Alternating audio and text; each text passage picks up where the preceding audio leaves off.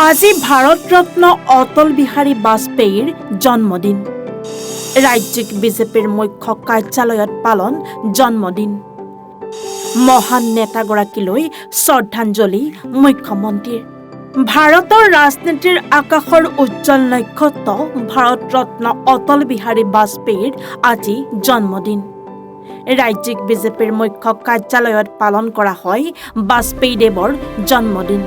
পবিত্ৰ জয়ন্তীত আজি ৰাজ্যিক বিজেপিৰ মুখ্য কাৰ্যালয় অটল বিহাৰী বাজপেয়ী ভৱনত উপস্থিত হৈ মহান নেতাগৰাকীলৈ গভীৰ শ্ৰদ্ধাঞ্জলি অৰ্পণ কৰে মুখ্যমন্ত্ৰী ডক্টৰ হিমন্ত বিশ্ব শৰ্মাই।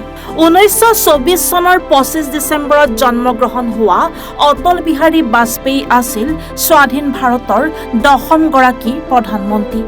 বাজপেয়ী দেৱ আছিল একাধাৰে সাংবাদিক, কবি, সমাজ সংস্কাৰক আৰু এগৰাকী দূৰদৰ্শী জননায়ক। ভাৰত ৰত্ন, পদ্ম বিভূষণ আদি সন্মানেৰে সন্মানিত হৈছিল মহান মনীষীগৰাকী। বাজপেয়ী দেৱৰ অতুলনীয় ব্যক্তিত্বই সদায় সকলোকে অনুপ্ৰাণিত কৰে।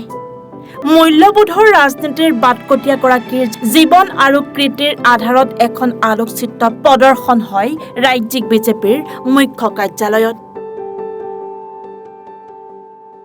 News desk report, any Bharat 24।